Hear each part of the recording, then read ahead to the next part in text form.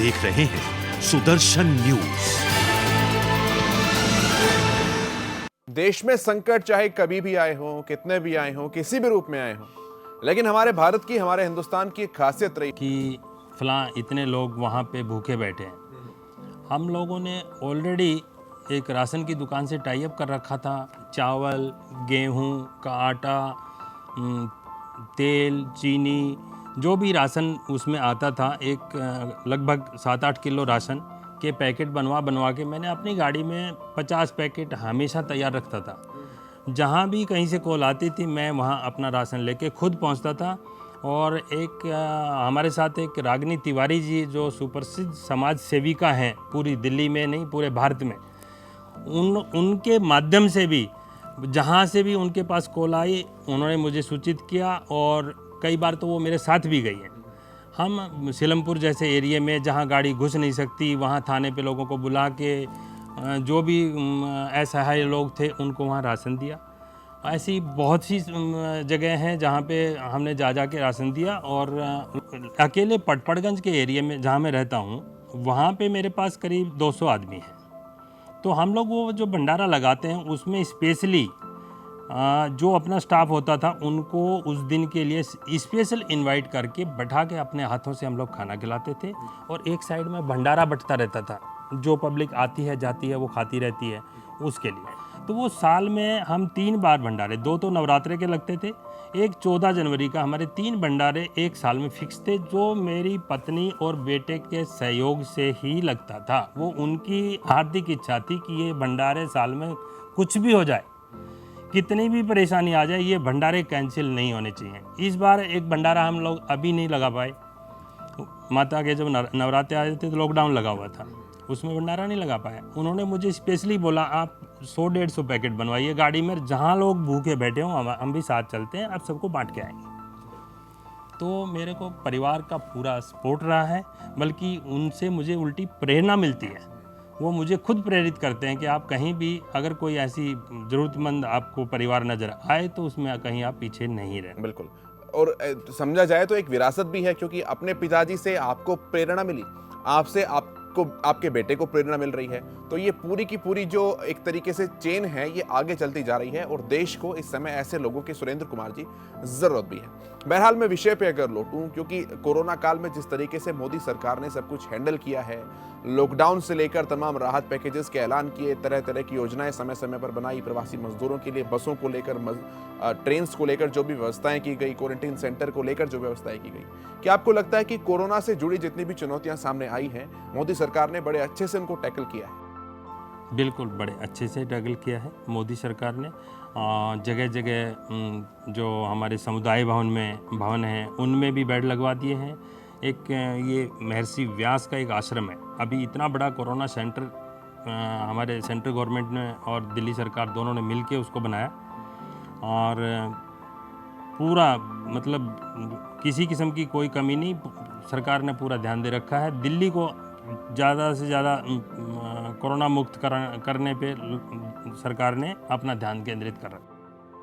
लेकिन जो ये चुनौती सरकार के सामने आई थी सुरेंद्र जी, जब प्रवासी मजदूर अपने घरों से निकलकर और अपने पैतृक गांव तक, अपने असली घरों तक जाने लगे थे, तो बड़ा मिसमैनेजमेंट सा भी हुआ इस दौरान देखने को मिला। हालांकि बहुत जल्दी उसे ठीक भी कर लिया गया। क्या आपको लगता है कि इस परिस्थिति से बचा जा सकता था किसी तरीके से?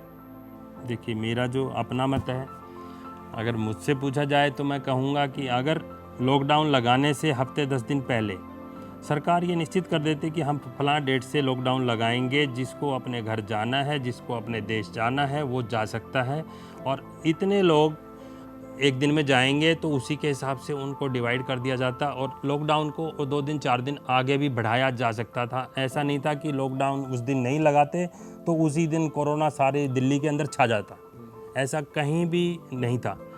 उसको कंट्रोल किया जा सकता था, लेकिन वो तो अब सरकार है, शीर्ष का जो है ना नेताओं का आदेश था, वो तो वो जाने, लेकिन उसको कंट्रोल कर सकते थे। बिल्कुल ऐसा है, एकदम ठीक राय है आपकी। लेकिन अब बात समस्या की ना करके अगर समाधान की करें, क्योंकि जो मजदूर हैं वो अपने घर लौट चुके हैं, ऐसे में रोजगार का संकट जो है एक पैदा हो गया है देश के सामने, उन मजदूरों के लिए रोजगार जो है वो अब एक महत्वपूर्ण चीज रह गई है।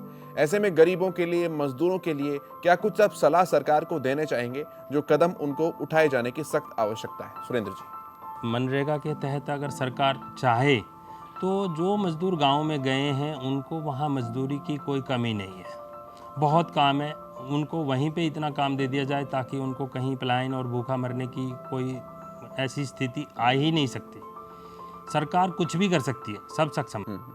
उदाहरण के रूप में अगर बताऊं कि आज ही की घटना है, यूपी सरकार ने रोजगार के अवसर पैदा किए, प्रधानमंत्री नरेंद्र मोदी ने भी उस चीज को सराहा। तो अपने अपने गांव के अंदर ही अगर रोजगार उनको मिल जाएगा तो उन्हें बाहर जाने की आवश्यकता ही नहीं पड़ेगी। क्या सहमत हैं आप इस बात से? बिल्कुल जी, कोई जरूरत नहीं है कोई बाहर जाए। बिल्कुल ऐसा है। चलिए, केंद्र के अलावा अगर दिल्ली के ऊपर सुरेंद्र जी हम लोग वापस लौट कर आए, तो क्या केजरीवाल सरकार ने ठीक से काम किया है दिल्ली के अंदर? क्योंकि आंकड़े जो हैं वो बहुत ऊपर जा चुके हैं, लगातार संक्रमण बहुत तेजी से राजधानी के अंदर फैल रहा है। देखिए, अकेले केजरीवाल इसको कंट्रोल नहीं कर पाए।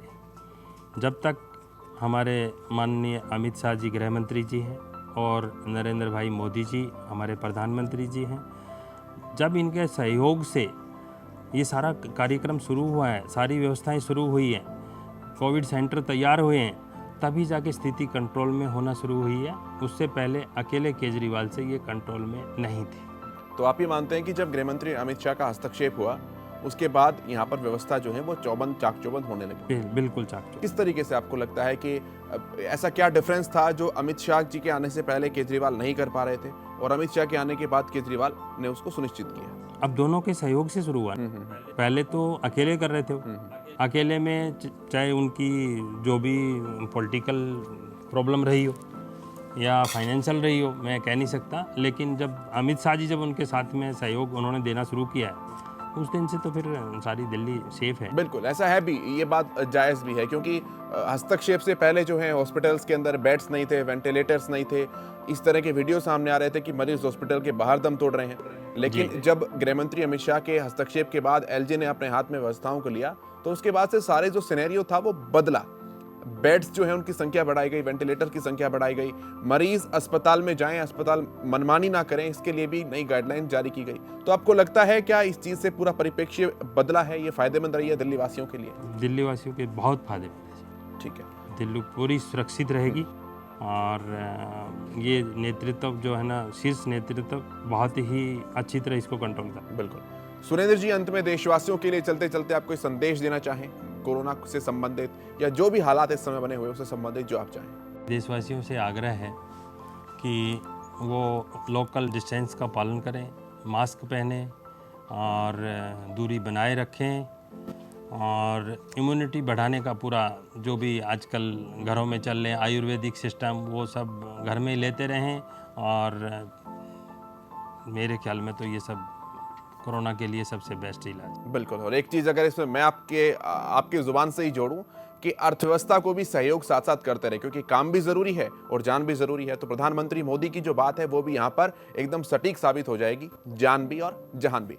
सुरेंद्र कुमार जी, आपने अपना कीमती समय हमारे लिए निकाला, इस खास एपिसोड के लिए निकाला, आपका बहुत शुक्रिया, बहुत धन्यवाद। तो सुरेंद्र कुमार जी दिल्ली से समाज सेवी हैं, उनसे हमने बातचीत की, कोरोना को लेकर क्या कुछ बेबाक राय हैं, कोरोना के काल में किस तरह से उन्होंने मजदूरों की, गरीबों की सहायता की, दिन रात उनकी जानकारियां उन्होंने बड़ी बेबाकी से सामने रखी। इसके अलावा सरकार को क्या व्यवस्था किए जाने की आवश्यकता है, ये सुझाव भी उन्होंने दिए। इस खास एपिसोड में इतना ही, लेकिन अगली बार फिर मुलाकात होगी आपसे, तब तक आप देखते रहिए सुदर्शन न्यूज।